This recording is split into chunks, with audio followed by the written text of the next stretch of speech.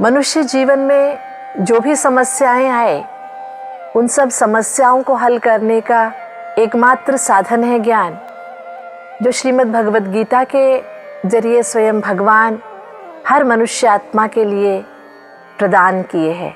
यूं कहे, श्रीमद् भगवद गीता भगवान का एक खास वरदान है मनुष्य आत्माओं के लिए। जैसे कि हम गीता के बारे में सुनते हैं, देखते हैं, तो मन में ये प्रश्न तो जरूर उठता है कि गीता क्यों सुनाई गई।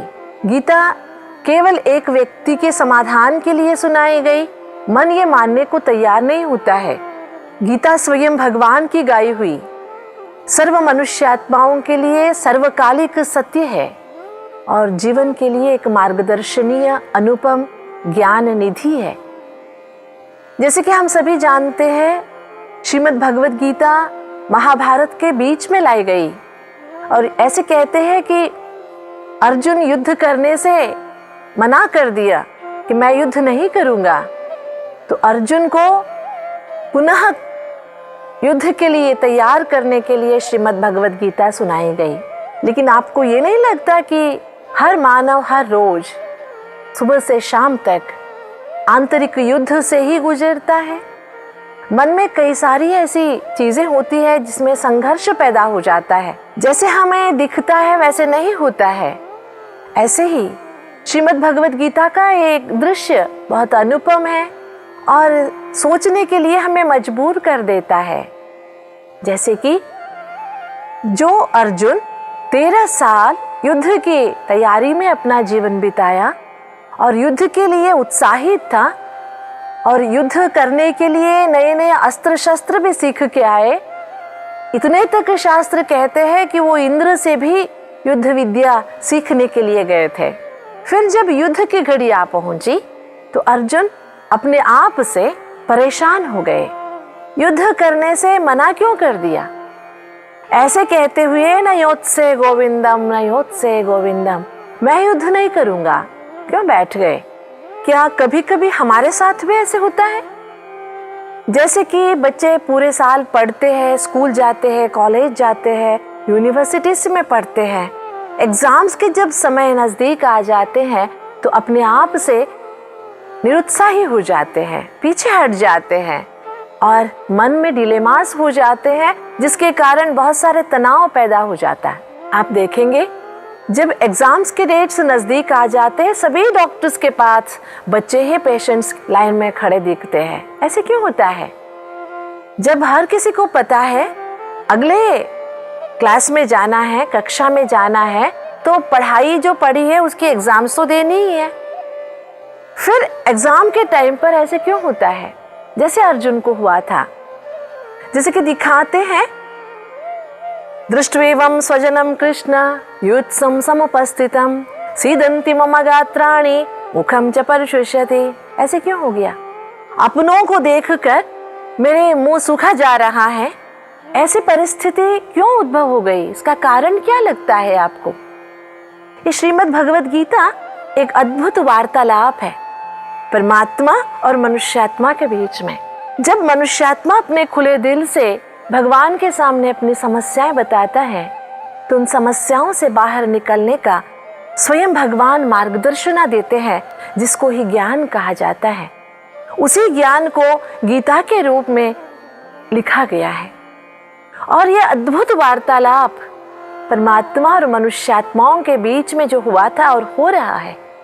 आपको ये नहीं लगता पहले अध्याय में अर्जुन ये कहते हैं नयोत्से गोविंदम, मैं युद्ध नहीं करूंगा, और जैसे ही 18वें अध्याय में हम देखते हैं अर्जुन खड़े हो जाते हैं और कहते हैं नष्ट मोह स्मृतिर्लब्ध तत्प्रसादान मयाच्युत स्थितोस्मि गत संदेह करिष्ये वचनम तव।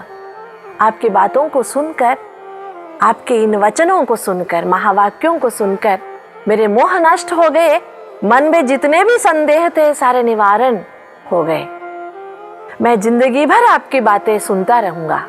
आज 21वीं सदी में भी हम देख रहे हैं स्कूल्स कॉलेजेस में काउंसलर्स को अपॉइंट करना कंपलसरी कर दिया है गवर्नमेंट ने। क्यों? क्योंकि आजकल बच्चों के साथ बैठकर बात करने के लिए किसी के पास फुर्सत नहीं है। कई सारी बातों के जरिए ही समस्याओं का हल निकाला जा सकता है, जो बहुत बड़ी समस्या बन के मानसिक बीमारी के रूप में सामने आ जाता है। इसलिए स्कूल अथॉरिटीज़ ने या एजुकेशन डिपार्टमेंट ने ये कंपलसरी कर दिया, हर स्कूल कॉलेज में, एजुकेशन इंस्टीट्यूशंस में काउंसलर्स को अपॉइंट किया जाए। काउंसलर्स का काम क्या होता है? सामने वाले बच्चे या स्टूडेंट्स से बातों बातों में उनकी समस्या को जान लो और बातों बातों में समस्या का हल बता दो, जिससे सुनाने वाले को भी कष्ट ना हो, सुनने वाले को भी कष्ट ना हो।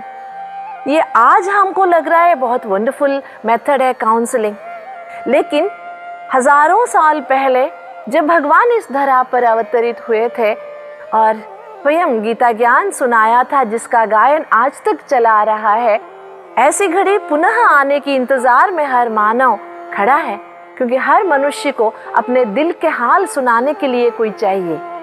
लेकिन दिल के हाल सुनाने के बाद भी अगर गीता ज्ञान का मार्गदर्शन नहीं मिलेगा तो समस्या का समाधान नहीं हो सकेगा। इसलिए ये अद्भुत विधान जो भगवान ने गीता ज्ञान के माध्यम से हम सबके सामने रखा है, अर्जुन के मन में जो भी समस्याएं थी वो सारी समस्याएं सामाजिक थी। उन सामाजिक समस्याओं का समाधान जो भगवान ने आध्यात्मिक ज्ञान के द्वारा दिया, आध्यात्मिक ज्ञान के माध्यम से पूरे सामाजिक समस्याओं का समाधान मिल गया।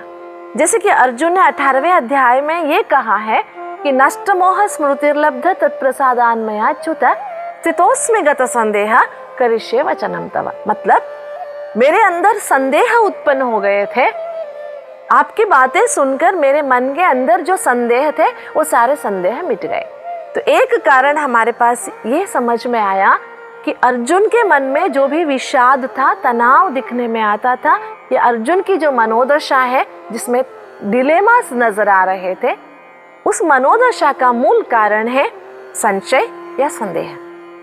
परिस्थिति सामने दिखाई दे रही है, उन परिस्थितियों के बारे में संदेह, और कई बार कर्ता के ऊपर, रचयिता के ऊपर भी संदेह उत्पन्न हो जाता है। तो भगवान के सामने अर्जुन ये स्वीकार करता है कि मेरे मन में संदेह उत्पन्न हो गए थे, आपकी बातें सुनकर, आपके महावाक्य सुनकर, गीता ज्ञान सुनकर मेरे सारे संदेह मिट गए।